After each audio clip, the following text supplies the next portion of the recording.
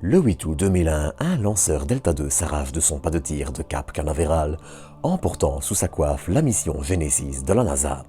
Et l'objectif avec cette mission n'est ni plus ni moins que de ramener un échantillon du Soleil sur Terre. Et malgré ses ambitions et ses objectifs importants, la fin de la mission a surtout viré au cauchemar, les ingénieurs de la NASA ayant vu le pire scénario se dérouler sous leurs yeux. Mais justement, quels étaient les objectifs de cette mission singulière? Quels résultats a-t-elle apporté? Quelle est cette catastrophe qui frappa la mission et que faut-il en retenir? Eh bien, ça tombe bien car c'est tout ça que je vous propose de découvrir aujourd'hui à travers l'histoire d'une mission souvent trop oubliée. Mais avant de parler de tout ça, je tenais à vous parler de quelque chose qui pourrait vous intéresser.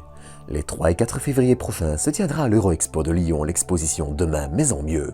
Et quand je parle de vous intéresser, je ne plaisante pas. Elle propose en effet au grand public, petits et grands, d'interagir avec plein de scientifiques travaillant sur plein de sujets différents.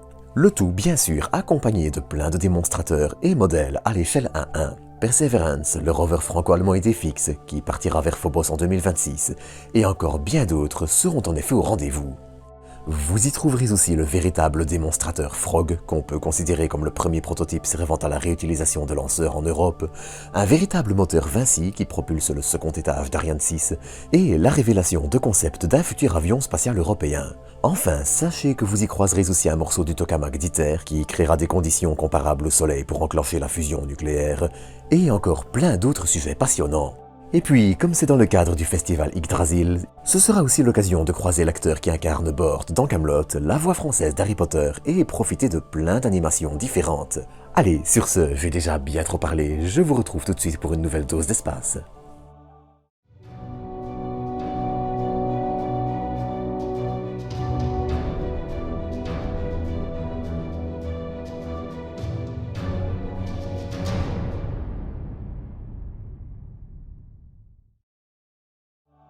Pour commencer cet épisode, je vous propose d'attaquer avec un élément essentiel pour comprendre la suite.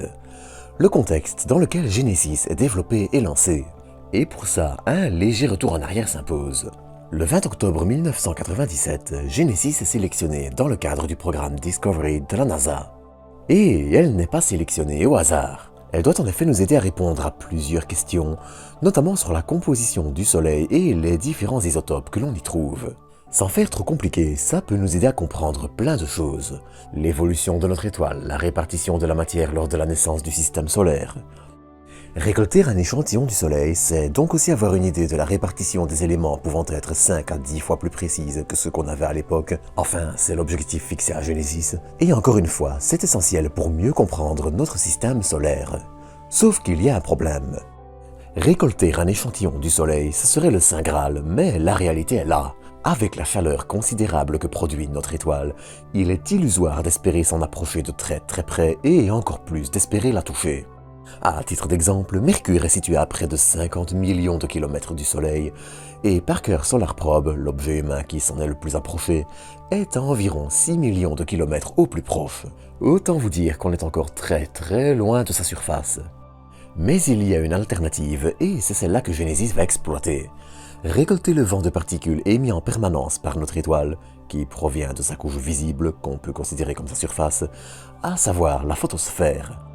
Alors, je vous la fais courte, mais on pense que cette matière est encore assez proche de la composition de la nébuleuse qui donne naissance au Soleil, et le vent solaire est donc parfait pour récupérer un échantillon de Soleil et ainsi remonter le temps. Vent solaire qui donne d'ailleurs naissance aux aurores, mais bref. Car pour récolter le vent solaire, c'est en revanche bien plus simple. Nul besoin de s'en approcher, la Terre étant déjà pas mal bombardée, et il suffit de se trouver un coin tranquille pour récolter les échantillons puis les ramener sur Terre. Et pour ça, Genesis sera positionné au point de Lagrange L1 du système Terre-Soleil. Et pour ceux qui se posent la question, un point de Lagrange est un point où les forces qui vous attirent vers un objet et vous en éloignent se compensent plus ou moins. Ce sont donc des orbites relativement stables où les corrections de trajectoires coûteuses en carburant sont rares et qui sont souvent exploitées pour plein de missions. Elles ont aussi l'avantage d'être relativement près de la Terre et dans le cas de L1, le point de Lagrange est à seulement 1,5 million de kilomètres de nous, soit encore 149 millions du Soleil. Oui, ça veut dire que j'ai pris quelques libertés pour l'animation de l'intro, mais c'était joli. Pour récolter ces échantillons, Genesis compte sur des petits collecteurs, les petits hexagones, placés sur différents plateaux. Cette technique avait déjà d'ailleurs été exploitée lors d'Apollo, mais entre le temps très limité de la présence des astronautes sur la Lune qui empêchait d'exposer les plaques longtemps et le manque de pureté des matériaux, disons-le franchement, c'était insuffisant et Genesis doit permettre de faire bien mieux. Et le principe est assez simple. Le vent solaire est rapide, à environ 200 à 800 km par seconde en fonction de l'activité de notre étoile, et vient s'écraser dans le collecteur dont chaque cellule est spécialisée pour attraper certains composants. Alors dans l'ensemble, ce ne sont que quelques particules par hexagone qui doivent être récoltées, mais c'est déjà bien plus que suffisant. Et cette étape se passera à merveille. De décembre 2001 à avril 2004, Genesis récoltera ces échantillons de vent solaire avant de les placer dans la capsule et de la refermer. Après ça, le Genesis entame son retour vers la Terre. Le 8 septembre 2004, la capsule rentrera ensuite seule dans l'atmosphère alors que la plateforme, j'en reparlerai après, elle continue son bonhomme de chemin.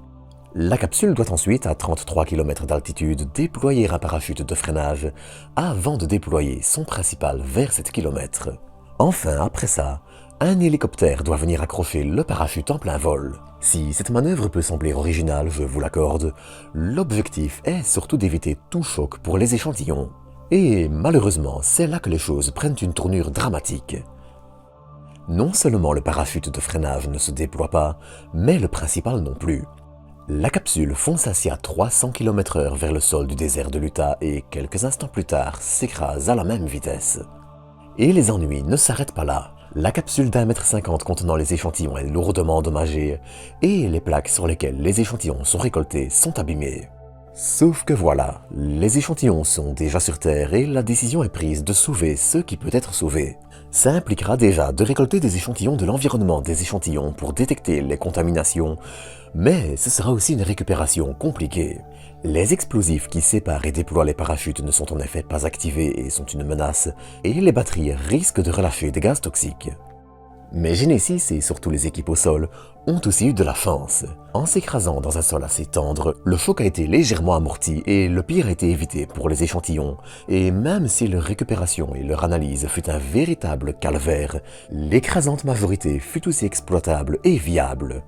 Ainsi, quelques mois plus tard, dès janvier 2005, de premiers échantillons sont envoyés pour être analysés et Genesis livre ses premiers résultats. On sait aujourd'hui grâce à elle, et c'est confirmé par la comparaison avec le vent solaire capturé par des poussières lunaires ramenées par Apollo, que le vent solaire est inchangé depuis plus de 100 millions d'années et que notre étoile est assez stable dans ce domaine. Bon, bien sûr, ça n'exclut pas quelques colères exceptionnelles, mais elles sont une goutte d'eau dans l'océan. Genesis permet aussi de mettre en avant que le Soleil semble plus riche en un isotope de l'oxygène, l'oxygène 16, que le reste du système solaire, ce qui implique un processus encore mal compris impactant sa répartition. Elle a aussi montré que les différents isotopes d'azote contenus dans le Soleil sont répartis de façon assez homogène, ce qui contraste aussi avec le restant du système solaire. Et tout ceci a amené à penser que peut-être lorsque le système solaire a été créé, ce n'est pas une seule nébuleuse qui lui aurait donné naissance, mais la rencontre entre deux différentes, permettant d'expliquer ces différences. Ça reste bien sûr une hypothèse, et rien qu'une hypothèse, mais Genesis a en tout cas ouvert la voie à cette possibilité. Mais alors que Genesis livre ses résultats, une enquête est aussi ouverte pour comprendre les causes de l'échec. Il s'avérera au final qu'un accéléromètre branché à l'envers est le responsable de l'absence de déploiement des parachutes. Le pire, c'est que ce défaut aurait pu être repéré si Lockheed Martin, qui a construit la capsule et la plateforme, n'avait pas décidé d'annuler un test. Enfin, de son côté, la plateforme est retournée au point de Lagrange L1 et a été placée en hibernation. Si certains échantillons sont gardés pour être analysés encore à l'avenir, une chose est certaine, Genesis aura livré des résultats plus qu'intéressants et est aussi une histoire intéressante avec la catastrophe qu'elle a évitée. Enfin, évitée, on s'est compris. Si elle est souvent mise de côté, elle mérite aussi qu'on s'y attarde, car beaucoup de leçons sont à en tirer. Sur ce, c'est ici que je vais vous quitter pour aujourd'hui. J'espère que vous aurez apprécié cet épisode et je vous retrouve bientôt pour de nouvelles doses d'espace.